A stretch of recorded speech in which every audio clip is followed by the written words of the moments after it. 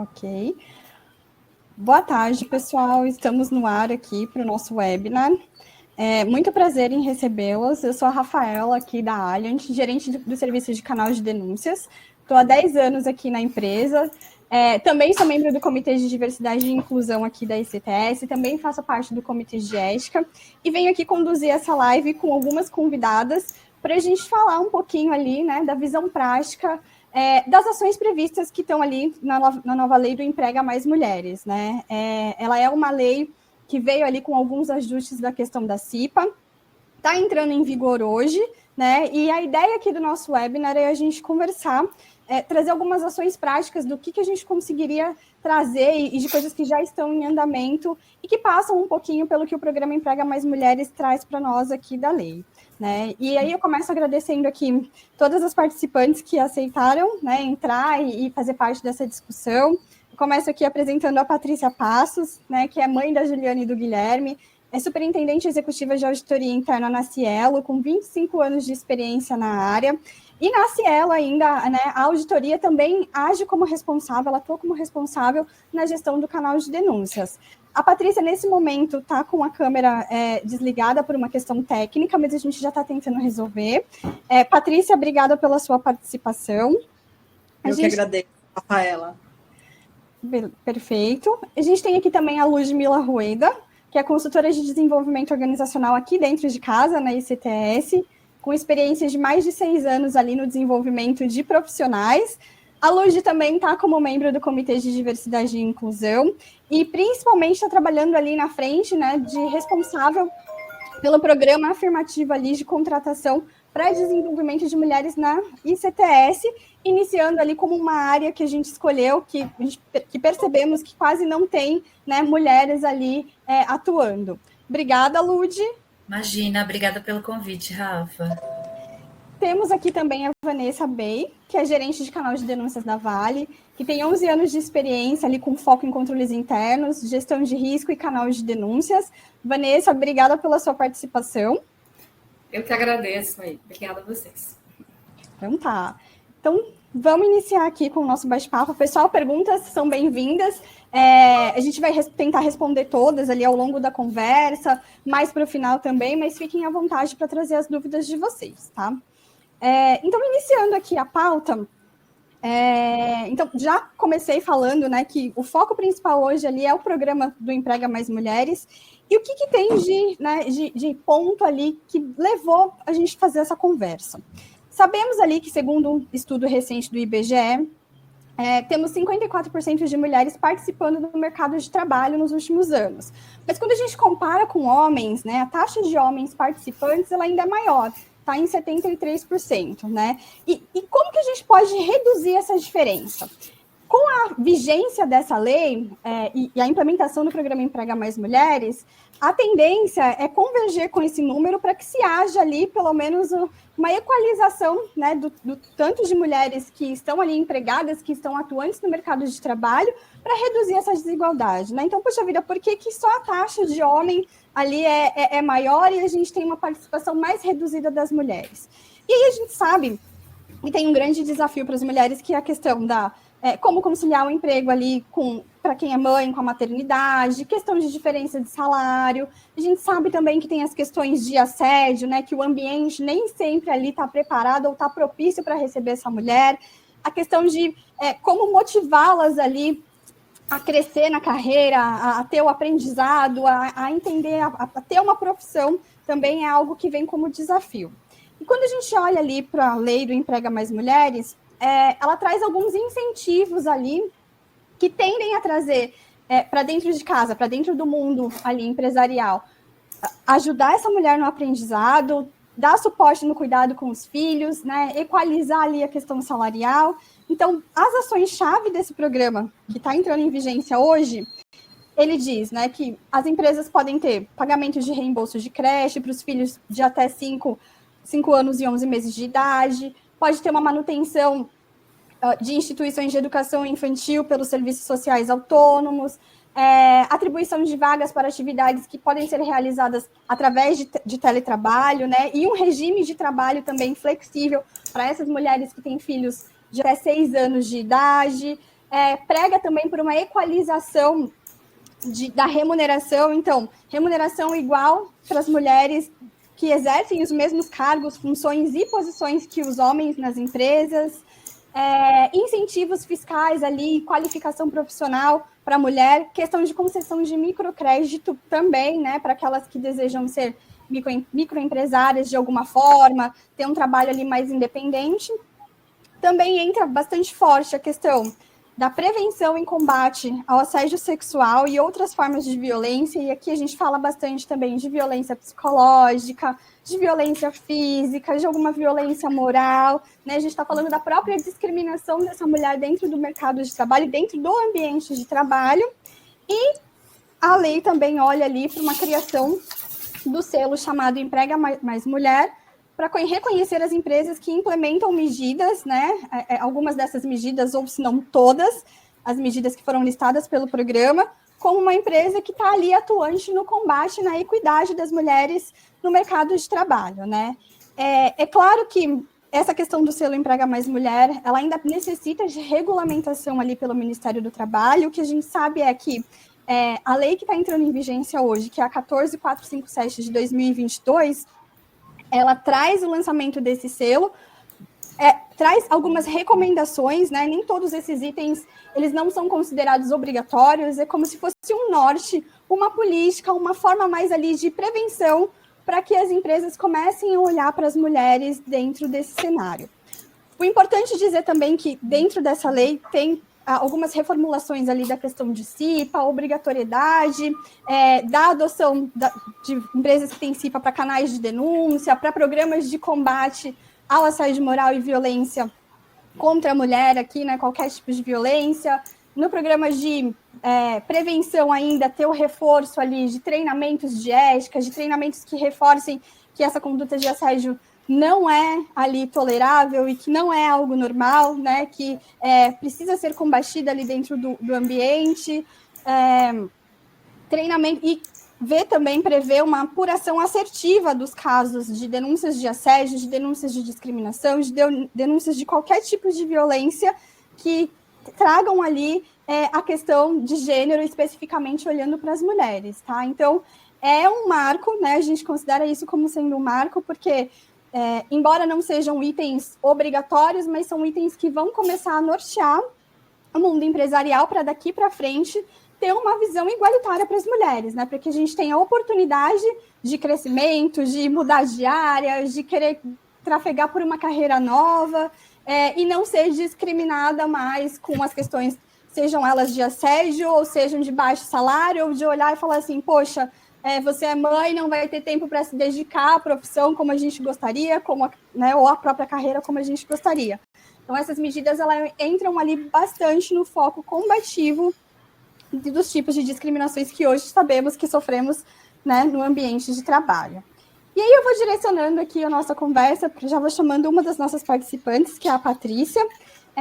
E aí, Patrícia, eu queria que você comentasse um pouquinho, dentro da sua experiência ali no mercado de trabalho, o que você entende que são os principais desafios das mulheres hoje?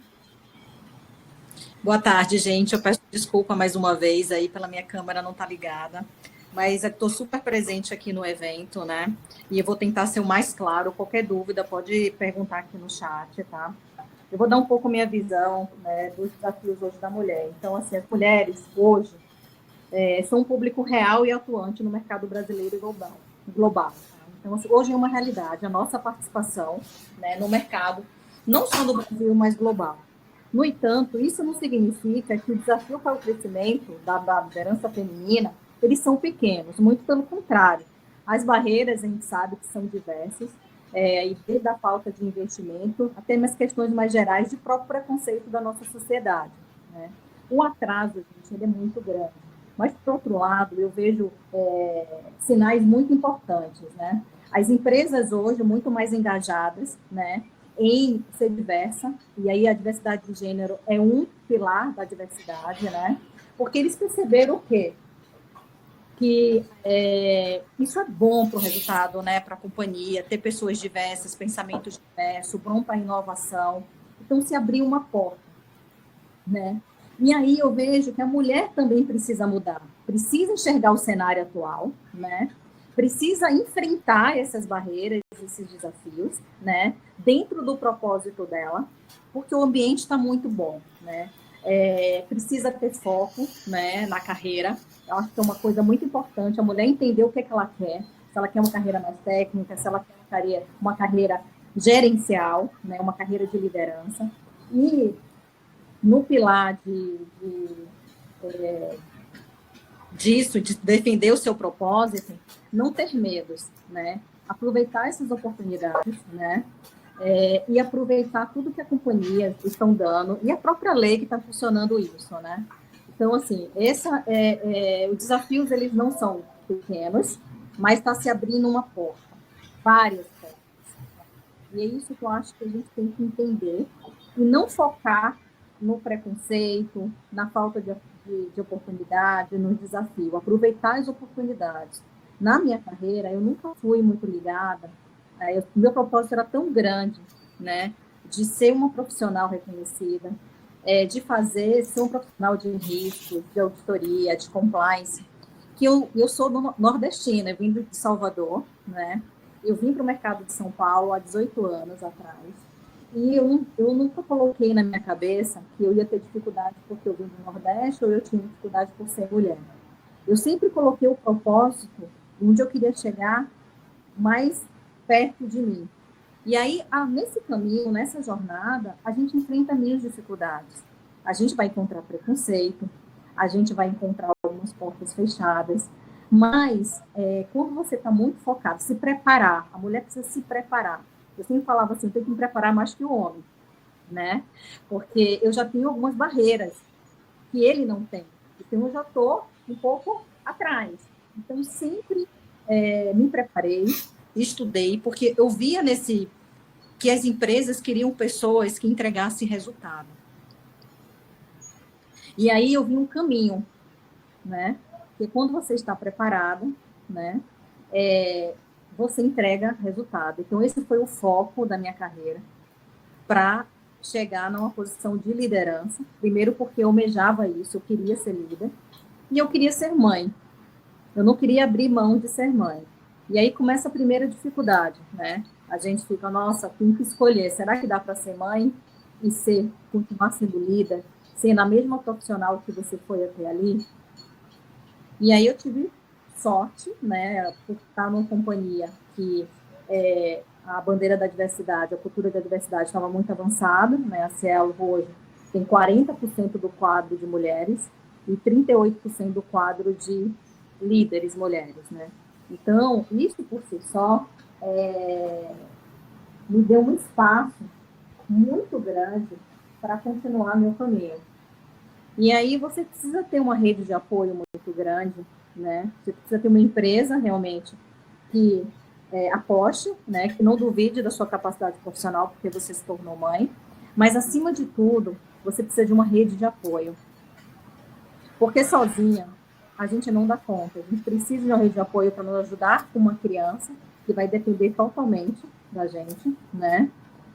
A gente precisa de uma rede de apoio com a equipe. A equipe vai ter que entender, e a gente não pode ter medo que vai ter dia que a gente vai estar bem, vai ter dia que a gente não dormiu uma noite porque a criança estava doente e que a gente vai render pouco. Você vai ter que ter uma rede com seu líder, né, de confiança com seu líder. Então, e essa rede de apoio na sua família, com o seu marido, com pessoas que possam te ajudar. E, gente, eu confesso para vocês que a gente se desafia muito nessa época, né, quando a gente é mãe. E foi um dos períodos que eu mais entreguei. Eu acho que eu nunca consegui ficar tão focada. O medo era tanto de não entregar, que eu fiquei mais focada, né? E deu tudo certo. Eu tive o primeiro, tive o segundo, depois de 2 anos e meio, e continuei tendo espaço na companhia para exercer a minha posição de liderança. Tá?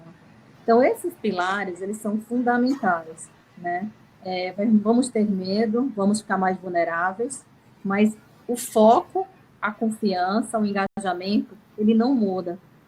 Uma empresa que te acolhe, que te dá todo o subsídio para você ser mãe, que é um desejo, um sonho só te engaja mais a entrega. Eu acho que é um ciclo, né? Quanto mais espaço a empresa te dá, mais você quer entregar, porque você está vendo o valor naquele espaço. Ela vai te dando oportunidade, você vai entregando, né? E ela vai te dando oportunidade de você realizar outros sonhos, né? Além do profissional.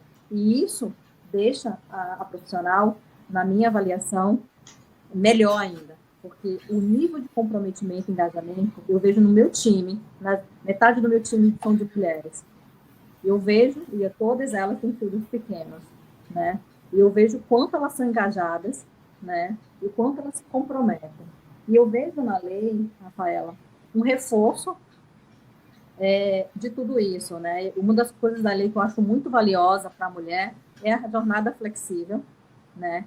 Eu acho que isso tem um valor muito grande, dá um poder de gerenciamento melhor do tempo, né? E isso não coloca em risco as entregas, tá? E uma outra coisa também é a equalização salarial, né? Que é uma coisa que desanima. Você tem a mesma função, né? Tem a mesma responsabilidade, você recebe uma recompensa, um reconhecimento menor. E isso é muito ruim, porque isso desengaja, né?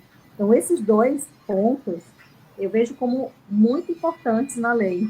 E eu acho que é muito assertivo, né? Hoje eu sei que grande parte das grandes companhias já atuam, já tem muitas das coisas que estão na lei, né? A flexibilidade de férias, auxílio creche, teletrabalho, tem uma série de coisas que estão ali que muitas empresas já praticam, independente da lei, né?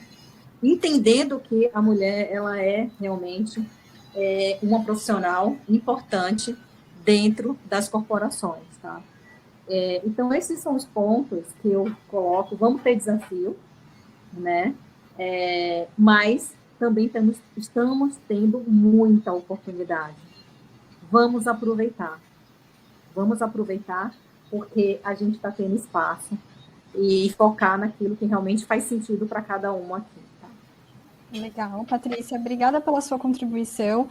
De fato, a gente observa mesmo que muitas dessas coisas que o programa já visa, algumas empresas já estavam fazendo ali, já estavam adotando, mas para algumas que, né, vai ter isso de start é um pouco mais difícil, porque entra muito nessa questão, tem que rever um todo, mapear ambiente, olhar ali questão de áreas que a gente sabe que às vezes não são tão assim, né, propícias para as mulheres conseguirem se desenvolver.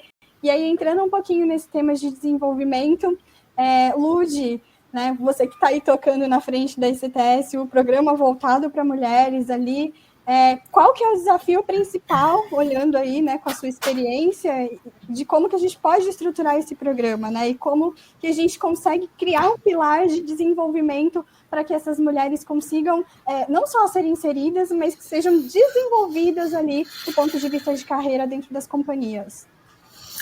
Você sabe que a Patrícia estava falando, né? E eu fui reformulando totalmente o meu discurso aqui, porque uma das grandes dificuldades que a gente tem é quando a gente vem com essa proposta, e isso eu falo do mercado como um todo, por que eu preciso ter um programa para mulheres? Por que eu preciso ter uma lei diferenciada para mulheres, né? E é muito engraçado como vem essa disparidade de necessidade, porque a gente vive numa sociedade machista, né? E quando a gente fala de fato da criação de uma lei, da criação de programas, não é isso que vai mudar a realidade, né? No final, a lei é uma lei, ela abre muitas portas para a gente, e isso é muito bacana, e como disse a Patrícia, a gente tem que aproveitar dela, né? Mas a gente precisa criar, de fato, recursos para que isso vire realidade e não seja só uma atitude pro forma, né? Por que eu vou fazer isso? Qual é o meu objetivo com este programa? Eu só quero atender, eu só quero pegar um selo. De fato, a gente não está sendo sustentável, né? Então, quando a gente começou a desenhar o Elas, ele veio como uma solicitação do nosso comitê de diversidade, né? Uma das primeiras coisas que a gente pensou é que a gente precisava de um grupo multidisciplinar que tivesse a fim de trabalhar com isso, né?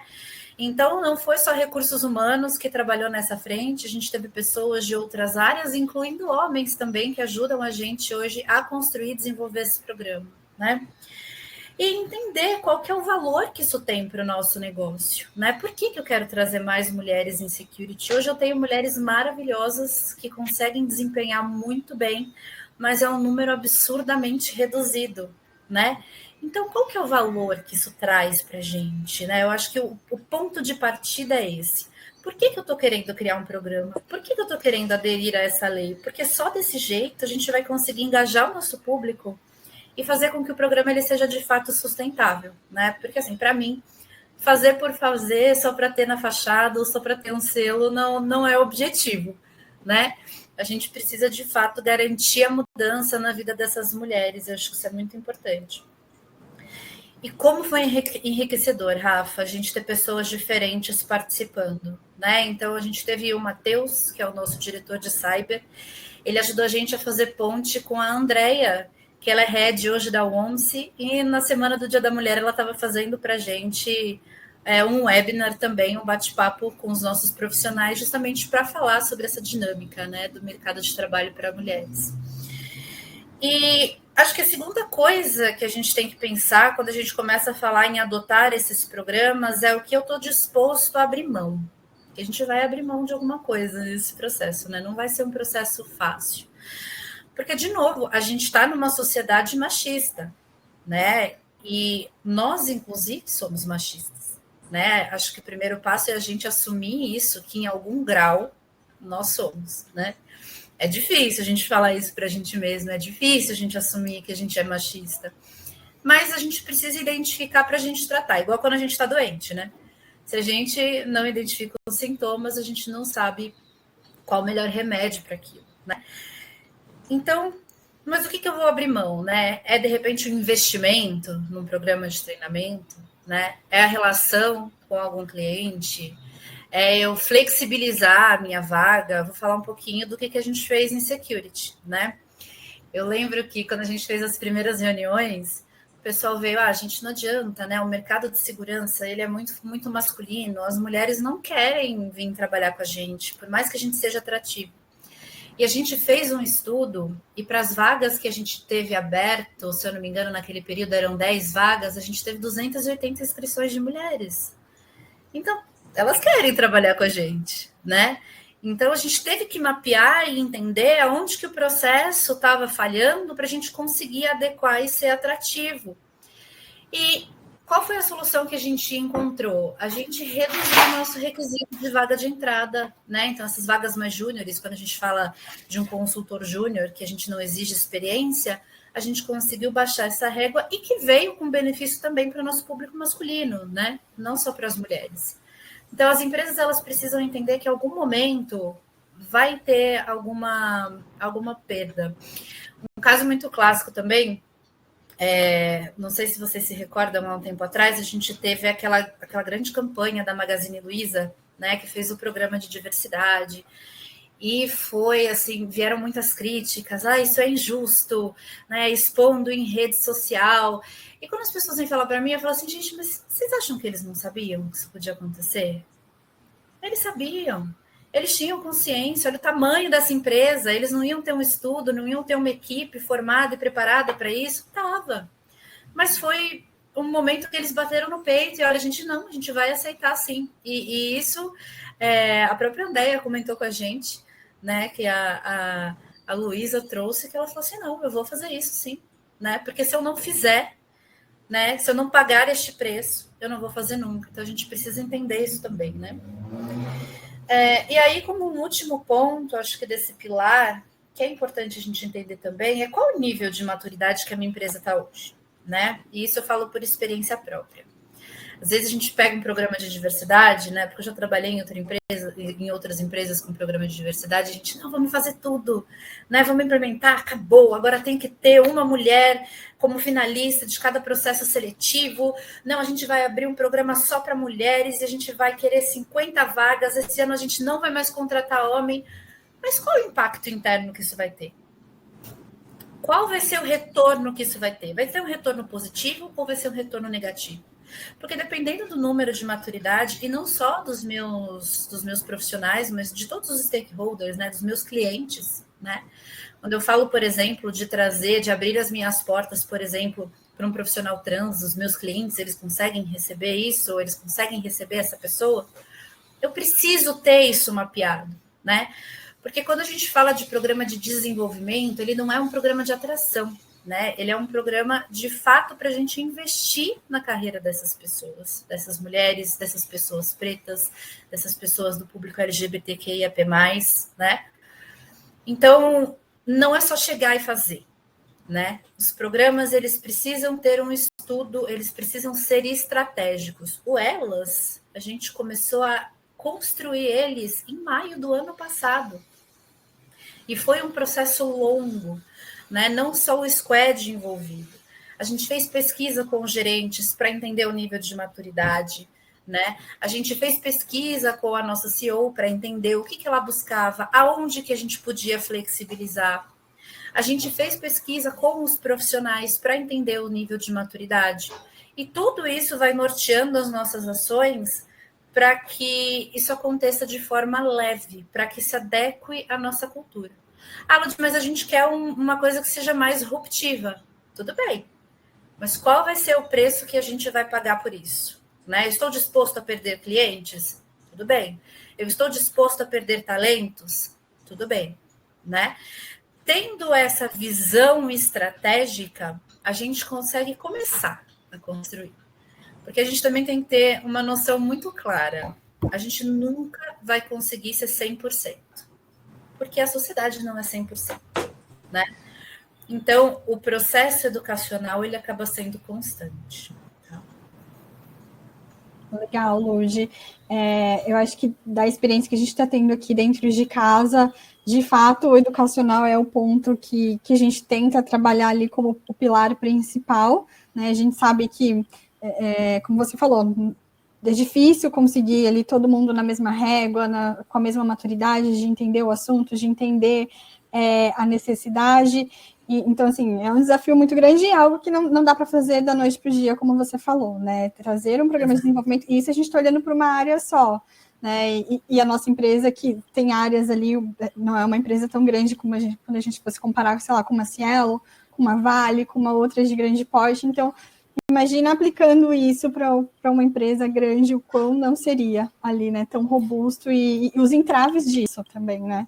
Deixa eu só puxar um comentário que eu vi aqui, né, do Washington, falando, né, que os homens têm que ser combatentes. Eu acho que isso é um ponto muito importante quando a gente fala de programas de desenvolvimento, que a gente não está aqui para falar assim, não temos mais homens. Não, né? A gente precisa de colaboração, né? Então, a gente precisa que os homens também vistam essa camisa, entendam a importância e trabalhem junto com a gente para entender que não é um processo de supremacia feminina ou substituição, né? Feminismo não é feminismo, né? Então é muito importante a gente ter, de fato, essa construção conjunta também. Ludmila, nesse seu gancho aí, só para dar um exemplo da importância da figura masculina, né, incentivando, a gente aqui tem os grupos de diversidade e o grupo para mulher além do gênero, né? E o líder que toca esse grupo é um diretor executivo, que é homem, e a maior parte das pessoas que participam do grupo são homens. E esse grupo é para justamente a gente definir, discutir, né, ações que a gente vai fazer para aculturamento, né, da diversidade. Porque, assim, o grande desafio das empresas não é ter meta, não é colocar aqui, ser diversa. É como incluir essas pessoas de fato. É o processo de inclusão, né? É preparação da liderança para receber, para trabalhar, dos grupos. Então, esse grupo, eu faço parte dele, que é além do gênero, né? Que a gente quer que a empresa enxergue as pessoas além do gênero. Desse grupo sai uma série de ações, né? Então, a gente traz questões que a gente vê nas áreas, que a gente precisa reforçar, desde uma cartilha, né, de comportamentos, como é que deve ser, até um workshop, um webinar, enfim.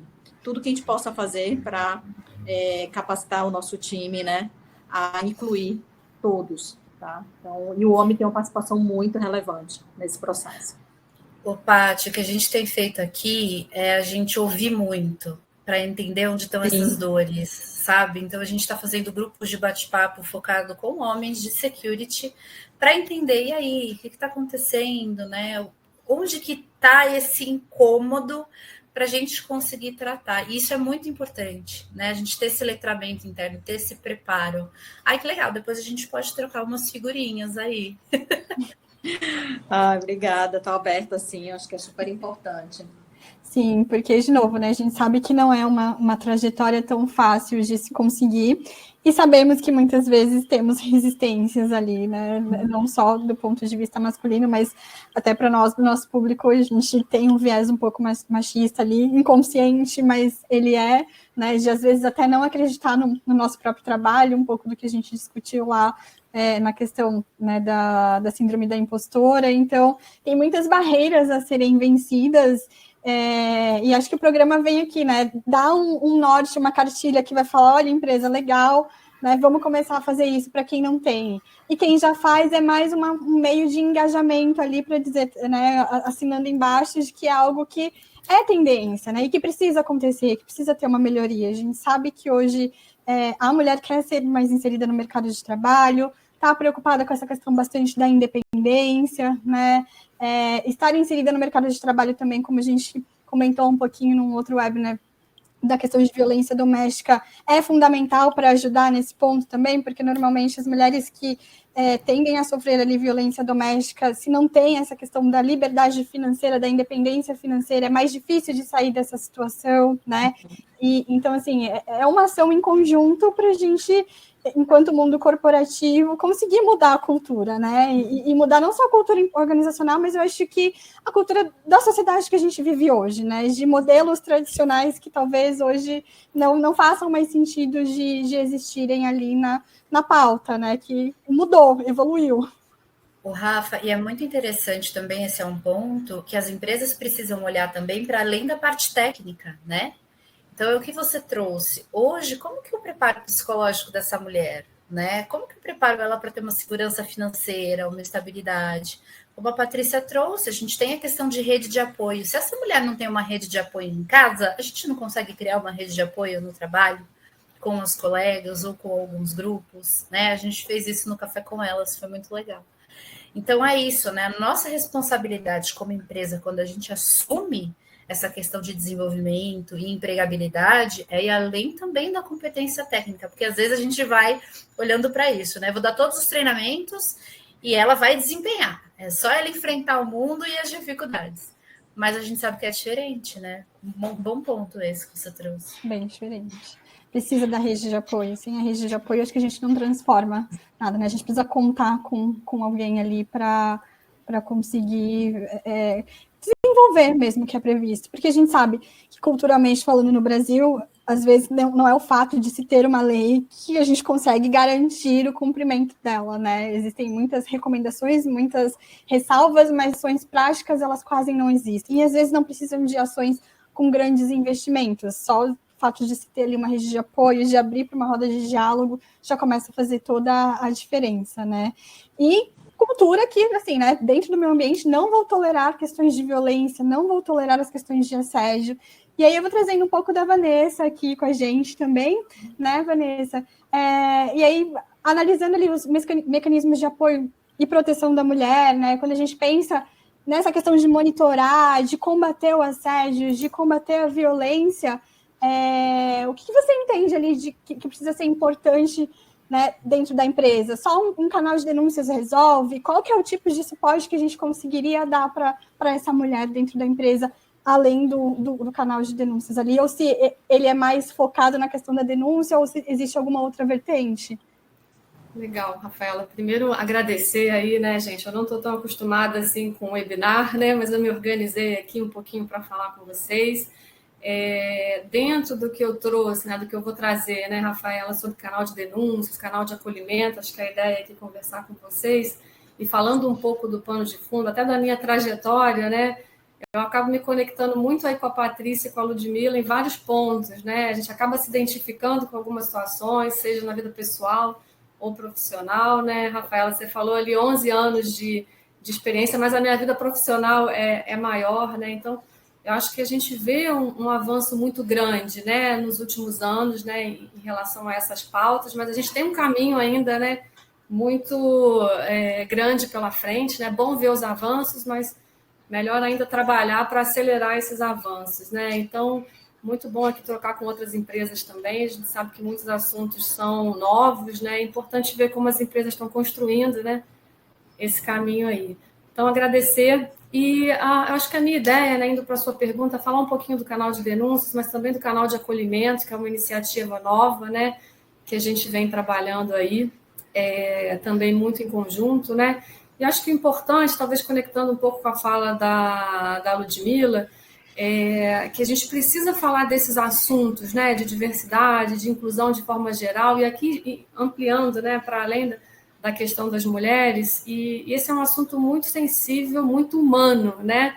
E a gente tem que sempre tomar o cuidado para ter essas conversas de forma muito estruturada e técnica, né? Então, para que a gente faça disso, né, mais do que uma roda ou uma conversa, para que a gente consiga colocar esses assuntos numa pauta mais extensa, né? E dentro desse contexto, é muito importante que as organizações, independente do tamanho, né, elas consigam reunir várias frentes, né, jurídico, RH, CIPA, compliance, canal de denúncias, né, e todas essas áreas, para que a gente não tenha só um canal de denúncia, um canal de acolhimento, para que a gente tenha uma estratégia mais robusta que se fale, né?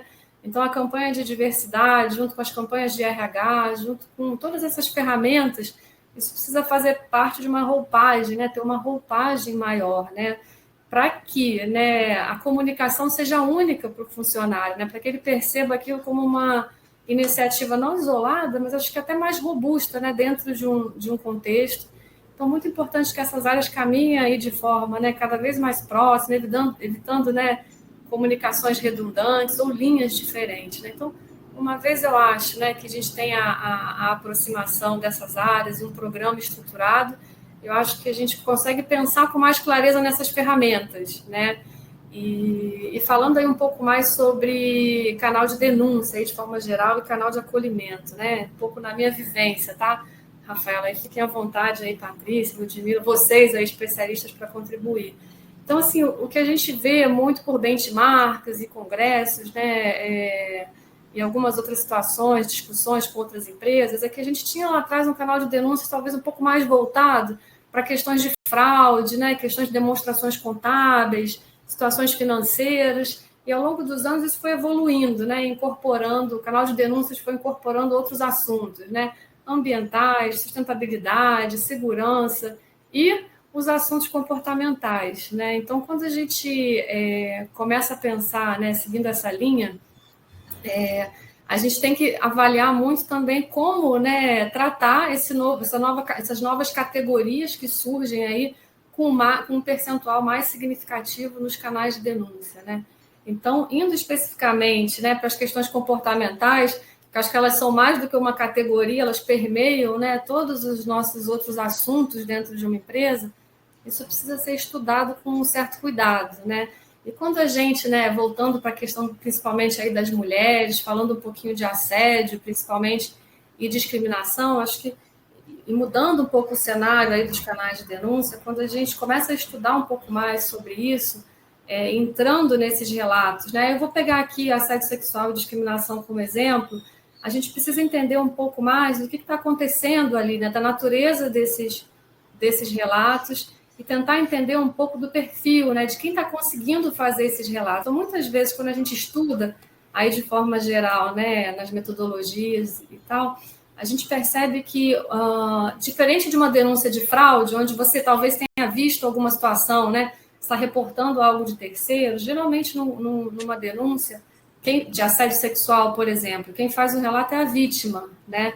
E aí, se a gente tentar se colocar, né, na outra cadeira, né, se eu fosse a vítima de uma situação de assédio sexual, talvez algo repetitivo, prolongado, talvez tomar a decisão de fazer uma denúncia seria, naquele momento, muito difícil para mim, né? Então, muitas vezes a gente recebe relatos nos canais de denúncia, as pessoas estão nesse momento aí de medo, de fragilidade, né, de confusão, medo das consequências, né, tentando ali se estruturar, se organizar um pouco mais, né, para poder fazer esse relato.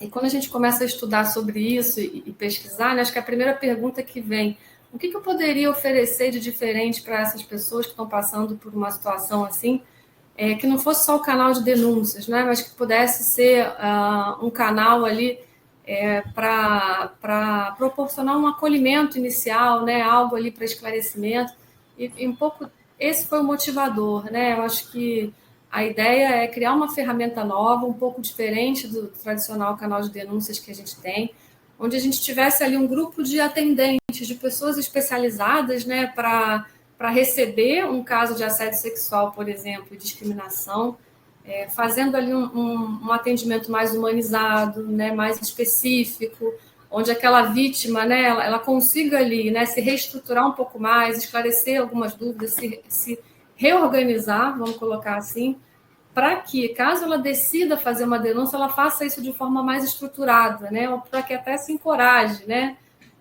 e consiga ali seguir para o próximo passo de fazer uma denúncia. Então, um pouco da ideia do canal de acolhimento é essa, né? É ter uma ferramenta de acolhimento, né? Algo mais humano para essas pessoas que passam para essa situação, para que essas pessoas consigam falar sobre isso, né? Acho que o importante de comentar, né, sobre a ferramenta é que se a pessoa quiser fazer só um acolhimento, né, tá tudo bem. Ela pode fazer 1, 2, 3, quantos acolhimentos forem necessários. É diferente ela não precisa seguir para uma denúncia se ela não quiser, né? Então essa vai ser sempre uma decisão da pessoa que está ligando, né? Então, se no final de um acolhimento ela entender que ela quer fazer, ela se sente confortável para fazer uma denúncia, essa é uma opção, né? Então ela pode ali seguir para uma denúncia ou não, ficar só no acolhimento, né? Então eu acho que esse é um pouco são um pouco dos motivadores, né, que tem por trás de um canal de acolhimento, né? A experiência de implementação de um canal de acolhimento é algo muito novo, né? Como eu falei, a gente está aprendendo, mas ela traz resultados positivos, né? Muitas vezes, quando a vítima decide fazer a denúncia, ela se identifica, na maioria dos casos, ela já está mais segura, né? E para quem trabalha aí com canal de denúncias, né, a gente sabe que quando a vítima ou o manifestante se identifica, né, isso é muito importante para o nosso processo de apuração aí em casos comportamentais, né? Então, eu acho que tem sido uma experiência bastante positiva, né? Uma jornada aí de aprendizado. E importante, assim, algumas mensagens aí conectando com o todo, né? Importante, sempre a gente gosta de frisar que o canal de acolhimento não é um suporte psicológico, né? Eu não tenho ali um atendimento psicológico. Então, é importante a empresa se optar, né? Fazer isso de forma muito transparente, muito clara, né? Que aquilo não é um atendimento psicológico. Se necessário, a empresa pode direcionar, né, o empregado para outras estruturas internas da própria empresa, né? Medicina, jurídico, assistente social ou que a empresa, né, tiver. Então, é importante sempre divulgar esses canais com muita transparência, porque a gente tem que pensar que a pessoa que vai utilizar, ela está ali num momento difícil, né? Provavelmente ali passando por uma situação bastante complexa. E fechando aqui um pouco, Rafaela, só pensando aí numa mensagem mais de comunicação, né? Acho que conectando aí com as outras falas e assim conectando, né, com a importância de juntar todas essas estruturas, né? A própria comunicação da implementação de uma ferramenta, né? Que faz parte de um programa mais completo, ela já traz o assunto ali, né, para a pauta dos empregados, né? Então, muitas vezes a gente está falando para a vítima, a gente está falando para o possível assediador ou para quem discrimina, mas a gente também está falando para as pessoas que presenciam, né, aquelas situações dentro de uma organização, que pode ser o maior público, né? Então, assim, uma reflexão que a gente tem feito ultimamente é quem é o principal público das minhas campanhas, né? Talvez se eu conseguir atingir esse grande público que presencia e não está ali no primeiro momento agindo, eu tenha também um benefício muito grande. Então, todo esse planejamento, né, de implementação, comunicação, acho que ele já traz ali muita discussão, muita oportunidade de pauta para as empresas falarem sobre esse assunto e que naturalmente traz mais clareza sobre as situações e mais segurança, eu acho, né, para os empregados. Então, um pouquinho aí do que eu vejo aí, tem como experiência, principalmente nos últimos anos. Tá bom? Sim, sem dúvida. E eu acho que assim, né, vai ajudando nessa conexão, porque às vezes para essa pessoa que não tem a coragem de ir para uma roda de diálogo, contar o que está acontecendo, né? Para uma conversa, se ela tem essa forma de ter um lugar onde ela pode ligar e vai ter alguém para fazer a escuta, e não vai direcionar nesse primeiro momento para uma denúncia, mas vai entender ali com ela, vai prepará-la, vai, né, estabilizar um pouco ali mais de toda aquela aflição, de todo aquele sentimento, de talvez humilhação e constrangimento, já também não deixa de ser uma forma de apoio, né? É super importante, e isso, a rede, ela começa a ficar cada vez mais robusta, né? A gente pode ir tanto para a questão das rodas informais, mas ter esse canal em que a gente consiga conversar com alguém, né? Só para desabafar num primeiro momento e depois estar seguro da minha decisão de que, de fato, estou entendendo que isso está caminhando para um assédio, que isso está caminhando para uma discriminação ali de gênero, porque só porque eu sou mulher, né, ele não me insere nas reuniões, ele não traz essa pauta para mim, ou ao contrário também, só porque eu sou uma mulher líder, o meu subordinado ali sente nos direitos de talvez fazer alguma pressão, de fazer brincadeirinha, de não me respeitar, né, de sentir que eu sou subjugada, ela pode vir para esse canal ali buscar uma ajuda, né, buscar um suporte. E como você comentou, às vezes, dependendo da situação, que a gente sabe que cada um encara de uma forma, né? Tem gente que, ok, sabe lidar muito bem, tem gente que não consegue lidar e precisa desse suporte. Vai ali para uma questão de ajuda mais ali psicológica mesmo, de fato, né? Com outros programas internos. Então, é muito daquilo que a gente estava falando, não é só uma área fazendo, são várias áreas engajadas e que você trouxe, né? Um jurídico engajado com RH, engajado com compliance, engajado com os próprios gestores de processo ali para dar visibilidade. E também, né, disponibilizar para pessoas que presenciam aquilo e acham que não é legal o que está acontecendo com um colega, que não gostaria de ter essa forma de tratamento ali, né? Então, acho que isso é super bacana quando a gente tem um canal que pode dar voz para essas pessoas, né? A gente está fomentando a comunicação para que isso não fique abafado, para que aquela sensação de frustração, de, poxa, às vezes eu não consegui entregar, não consegui desenvolver, porque olha como eu fui assediada o tempo todo ou discriminada, eu não tinha para quem pedir socorro, eu não tinha uma ajuda ali para me conduzir, né? Então, e as rodas, na sua linha, né, Rafaela, você acha que as rodas de conversa, elas são muito importantes, assim, para uma comunicação, talvez até não tão formal, né? Então, acho que a gente divulga, né, as ferramentas, né, o plano estruturado, mas numa roda de conversa, a gente tem ali uma oportunidade, numa conversa menos formal, né, de sugerir, poxa, mas você já tentou o canal de denúncia, você conhece o canal de acolhimento, você já viu a ferramenta tal, né? Então, eu acho que elas são importantes meios, né, aí para a gente divulgar isso que está sendo pensado no todo, né? Sim, sem dúvida. E ali, assim, complementando, eu queria trazer um pouquinho mais da Patrícia com a experiência dela ali de auditoria, de quem apura casos de assédio, né, da discriminação. Patrícia, o que você acha que é relevante ali na hora de fazer a condução de um caso desse, para que também depois a gente sabe ali que a vítima não se sinta exposta na hora de, sei lá, fazer uma entrevista de apuração, ou de ir lá coletar mesmo o dado para saber se aquilo que ela trouxe de discriminação ou de assédio realmente aconteceu? Dentro do que vem hoje no relato, no canal, aspecto comportamental hoje realmente é o principal pilar, né? A gente falou muito aqui que inicialmente a Vanessa falou, né?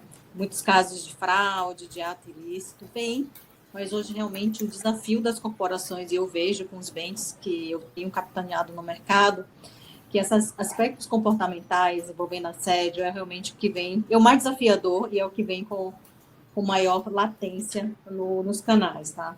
Então, aqui a gente trata com muito zelo, né? Tem um grupo de apuração aí, como a Vanessa falou. Primeiro, a gente chama de Business Partners de RH, que é o primeiro canal de acolhimento. Não é um canal como a Vanessa colocou aqui, mas o RH está na ponta, muito próximo das áreas, né? E ele já é o primeiro contato com a vítima e direciona sempre para um apoio psicológico. São outros programas que a gente tem aqui, tá? Na Cielo. E uma vez vindo aqui para o canal, a gente tem um grupo de apuração, então a gente contrata aí, hoje a Aliante é o nosso parceiro, a gente entende que exige uma expertise muito grande para você tratar a apuração de aspectos comportamentais. Então, internamente, a gente atua muito mais em fraude e ato ilícito, tá? O time está mais preparado para isso. E a gente segue muito a linha da Aliante, a orientação, todo o sigilo, o cuidado, na abordagem, nas entrevistas, né, nas apurações. Junto com o nosso jurídico, a gente também tem um braço jurídico que apoia o próprio RH e a auditoria interna, aí, que é responsável pela gestão de todo o relato até a medida disciplinar, garantir que, uma vez procedente, seja aplicada, sim, a medida disciplinar, e a gente aplica a mesma régua, tá? Tem muito cuidado em relação a isso. E, em paralelo, a gente vai colhendo a vítima, se a gente tiver que tirar ela da atividade atual, enfim, tudo em comum acordo, que o intuito é protegê-la, né? E agir o mais rápido possível para a tomada de decisão. Então, hoje, a gente atua dessa forma, assédio sexual ainda é uma incidência baixa, né, aqui, mas assédio moral sempre vem, né, então a gente também tem o mesmo cuidado, né, na condução da investigação, né, e tem um fórum de ética que avalia, e a gente faz um estudo em cima disso, né, que eu acho que além de, acho que a Vanessa trouxe isso, né, além da gente atuar, procedente, ter uma medida disciplinar, a gente precisa estudar o que vem aqui no canal, ou mesmo no próprio RH como acolhimento. Porque isso é insumo para a gente retroalimentar todo o processo que a gente falou aqui de aculturamento, né? De onde está a maior incidência, em que área está a maior incidência, em que cargo está a maior incidência, onde é que a gente tem que trabalhar mais, se a gente tem que trabalhar mais a entrada de profissionais, né? Se a gente tem que trabalhar mais internamente, né, os comportamentos internos. Então, assim, porque tem de tudo, tem assédio sexual, tem importunação sexual, né? Então, a gente falou muito do atraso, né, das mulheres hoje, um atraso muito grande de mulheres no mercado de trabalho. Hoje é uma realidade, né? Mas hoje tem que ter muito cuidado, porque hoje ela é uma profissional que está atingindo cargos de liderança e ela lidera muitos homens, né? Então, a gente tem muito zelo, né, na condução desse processo, tá? Uhum. Então, um processo que, pela seriedade que ele é conduzido, isso eu acho que fomenta mesmo mais registros, porque as pessoas começam a confiar, a gente percebeu isso, e isso tem nos fortalecido muito para usar como insumo para retroalimentar a melhoria aí dos processos internos, das questões comportamentais, tá? Uhum. Então, esse é a nossa receita hoje, e eu vejo que a gente está trabalhando bem aí em parceria com profissionais que têm aí maior habilidade para tratar, e expertise para tratar o tema, tá? Tá. Bacana, Patrícia, obrigada. Eu vou ler aqui algumas perguntas que o pessoal trouxe. Tem uma aqui, né, que diz: boa tarde, iniciativas de combate ao assédio já são inseridas na agenda cotidiana dos programas de compliance. Acham ser necessária a criação da CIPA para a efetiva comprovação das iniciativas demandadas pela lei? Aqui eu acho que é uma pergunta bastante técnica voltada ali para a CIPA, mas vou dar minha opinião aí se Patrícia, Vanessa e Luigi quiserem complementar. Não precisa da criação da CIPA, né? Eu acho que a criação da CIPA só se faz necessária se a sua empresa estiver lá pelo regulamento de questões técnicas, essa obrigatoriedade, mas se não tem, não precisa. E entendo que assim, isso pode ser reforçado, continuar sendo reforçado pelas campanhas de compliance, por campanhas internas ali de RH propriamente dita, por questões, às vezes, grupos ali mais de diversidade e inclusão, então não necessariamente a gente precisa, entende ali que ser necessária a criação da CIPA para conseguir comprovar esses complementos ali do que foi trazido pela lei, tá? Indo aqui também para outras perguntas, deixa eu buscar aqui, mudar. Teve uma outra logo no comecinho aqui, né, do nosso webinar, que foi assim: empresas com CIPA devem seguir essa lei? A lei é uma recomendação, né, do programa Emprega Mais Mulheres. O que a empresa com CIPA precisa seguir, que é mandatório, é ter essa campanha de combate ao assédio sexual, então ter treinamentos periódicos que vão tratar do assunto de assédio, de violência, ter canais ali em que as mulheres possam denunciar o assédio praticado, né? Mas as políticas propriamente, quando a gente olha ali de flexibilização da jornada, auxílio creche, auxílio com pré-escola, eles não são itens obrigatórios, eles estão ali mais em caráter de recomendação, né, do que pode ser feito, e não uma obrigatoriedade ali propriamente dita pelo texto que tem hoje, né? Patrícia, Vanessa, querem complementar alguma coisa? Lude? Não, concordo com você, viu, Rafaela? Eu acho que as empresas hoje, independente da lei, vê como melhor prática a instituição de um canal. É muito rico, tá? Mostra aonde a empresa precisa atuar. E se a empresa realmente quer trabalhar um programa de diversidade e inclusão de fato, eu não vejo como não ter um canal de denúncia ou um canal de acolhimento. Tá? Que é para exatamente isso que você comentou, né? Centralizar ali as demandas. Vanessa, quer comentar alguma coisa? Eu queria comentar, né? Assim, aí eu talvez volte até num ponto da Ludmilla lá de trás. Eu acho que antes de qualquer iniciativa, né, de qualquer corrida, vamos colocar assim, acho que é muito importante a empresa parar e fazer um diagnóstico, né? O que eu já tenho, né? O que eu já implementei, né? E aí pensar num propósito, né, relevante e implementar algo estruturado, não para atendimento específico, mas algo que faça sentido como um todo, né? Isso não é uma jornada de 6 meses, de 1 ano, de 3 meses, ou de atendimento a um ponto específico de uma legislação. Eu acho que esses assuntos vão vir aí de forma cada vez mais pesadas, assim, vamos dizer, né? Uma cobrança pelos investidores, quando a gente fala de ESG, esses assuntos vão se conectar com outras pautas, então acho que é importante não fazer um diagnóstico, né, uma ação isolada, mas um diagnóstico mais completo, pensar onde faz sentido para a minha empresa, para o tamanho dela chegar, né, pelo menos não ir além. Então acho que é uma jornada muito maior e que passa muito por propósito também, ali conectando com a fala da Ludmilla, né? Estudando um pouco mais, Rafael, esses assuntos, né, eu tenho visto algumas empresas que têm feito, elas têm uma proposta de criação de uma grande campanha de respeito, e aí parece simples, respeito é uma palavrinha tão, tão simples, né? Mas elas criam uma grande campanha, e embaixo dessa campanha elas plugam assédio moral, assédio sexual, segurança, ESG, e por aí vai, né? Então, assim, eu acho que é realmente fazer um diagnóstico e ter uma estratégia, né? Para a gente não ficar aí apontando para vários lados. Talvez essa seria uma sugestão minha aí complementar, tá? Só queria complementar o que a Vanessa falou, da importância do envolvimento da alta administração. E, gente, aqui na companhia, na Cielo, eu vejo uma agenda mensal, o Fórum de Ética é a diretoria executiva, no conselho.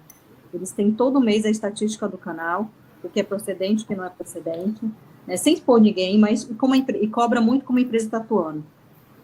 Isso por si só ganha uma relevância tão grande dentro da companhia, né? Então, é só para reforçar que essa tem que ser uma agenda do board.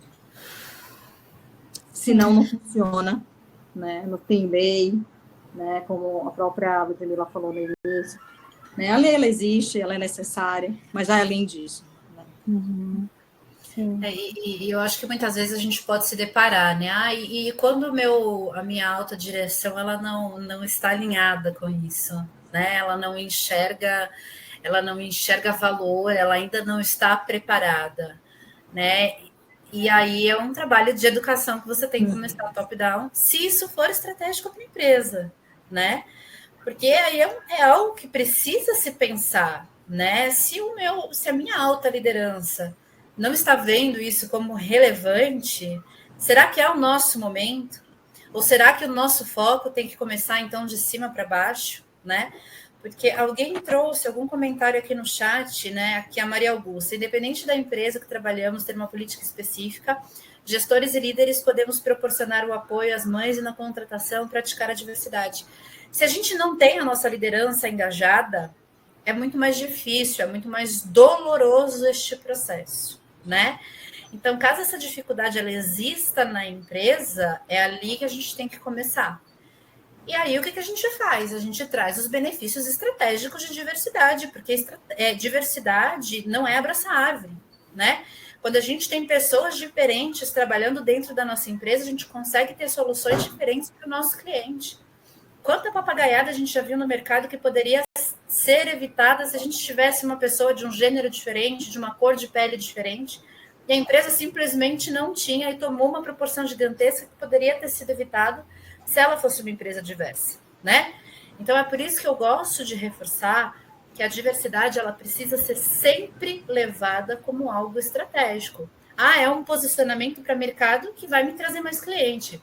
Legal, eu tenho o meu propósito, né? E um propósito alinhado com as minhas lideranças. E eu acho que esse, para a gente, para mim, né, que gosto muito desse tema, às vezes é uma dificuldade, porque às vezes a gente esbarra ali, a gente fala, olha, vamos liberar uma verba aí para a gente fazer um programa Master Blaster e tal, e olha, mas é um pouco difícil, né? A gente tem que pensar aqui, readequar, então às vezes é um pouco frustrante. Mas é por isso que eu trago que a gente tem que entender o cenário da empresa, a realidade, onde está a estratégia, para que a gente consiga, de fato, construir algo sustentável sem gerar uma frustração na gente, nos profissionais, nos candidatos, nos líderes e matar o tema, né? Sim, faz total sentido, Luge. Acho que a gente conseguiu ali, né? Passamos um pouco, quase 1 minuto do nosso tempo, mas quero deixar aberto, se a Vanessa, a Patrícia gostariam de fazer um comentário final aqui, de agradecimento. Eu queria... Posso ir, Ivan? Vai você primeiro. Eu te agradeço a participação, foi muito bom ter essas trocas com vocês, cada um aqui trazendo um pouquinho da sua experiência. É um tema super desafiador, mas ao mesmo tempo muito gostoso, né? Sabendo que a gente tem avanços, mas que a gente tem aí desafios grandes, né? Eu acho que a gente está no reforço, a gente está no bom momento, e as mulheres têm que se posicionar, as mulheres não podem desistir, ela tem que ir atrás do seu propósito, né? E confiar que vai acontecer, e se cada vez mais se preparar para esses movimentos. Eu digo isso porque eu me faço um trabalho de mentoria, né? E eu vejo que se colocam muitas barreiras, principalmente quando se trata de maternidade, né? Eu vejo empresas todo dia no LinkedIn, e aqui é uma realidade, mulheres sendo contratadas grávidas, né? Mulheres aí sendo promovidas após a chegada da licença maternidade. Isso é um tabu, isso ainda é realmente, algumas empresas ainda veem como um problema, mas isso está se acabando, isso está sendo ressignificado. Então, não desistam, né? A gente fica até mais forte quando a gente se torna mãe, porque a gente fica muito mais feliz. É essa mensagem que eu queria deixar para todas as mulheres que estão aqui. Rafaela, queria agradecer também, não sei se... Quer falar, Ludmila? Não, pode ir, fica à vontade. Não, bem breve, né? Eu queria agradecer, é muito bom participar dessas conversas, né? A gente que tem um tempinho aí de jornada, de carreira, né? Ver esse assunto tão em pauta, concordo aí com a Patrícia, acho que é um bom momento, né? Para a gente ter avanços nesses assuntos. Aí o que precisarem também, qualquer dúvida, podem contar comigo, né? Enfim, muito bom agradecer participar dessas conversas e trocar experiências, né? Com vocês, que eu acho que é o que mais... É o que mais gratifica aqui. Obrigada, gente. Legal. Lude? Eu queria agradecer a todo mundo que disponibilizou do tempo também. Acho que é bem legal. A gente bateu quase 100 pessoas aqui no webinar, então é bacana ter um grupo assim ouvindo a gente, né, dando importância para o tema. Eu me coloco à disposição se alguém quiser me adicionar no LinkedIn para a gente conversar, para a gente trocar figurinhas sobre o tema. Gosto sempre de aprender, de conhecer opiniões diferentes, aprender. Então é isso, podem me adicionar.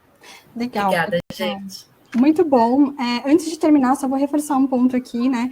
Que pela lei, falando ali de CIPA, o canal é obrigatório para quem tem CIPA. As ações de combate ao assédio sexual ali, de apuração, inclusive, das denúncias, elas são obrigatórias, né? O que não é obrigatório é o que vem ali no pacotinho do Emprega Mais Mulheres, que está falando de questão de auxílio creche, de jornada flexível, algumas coisas ali voltadas para licença de maternidade, e isso não são itens obrigatórios, mas para empresas que possuem CIPA, tem que se ter, sim, um canal de denúncias ali para acolher, tem que estar preparado para acolher denúncias de assédio, de qualquer violência ali, olhando do ponto de vista da mulher, não só acolher, mas fazer treinamentos de reforços, né, e apurar e chegar ali às sanções, às vezes administrativas, como resultado ali, como consequência da apuração. Tem algumas perguntas que ficaram aqui no chat, eu vou responder depois uma por uma aqui assim que acabar, né, porque o nosso tempo já esgotou, mas eu agradeço a participação de todas, foi muito bom, né, Patrícia, Lud, Vanessa, muito obrigada pelo tempo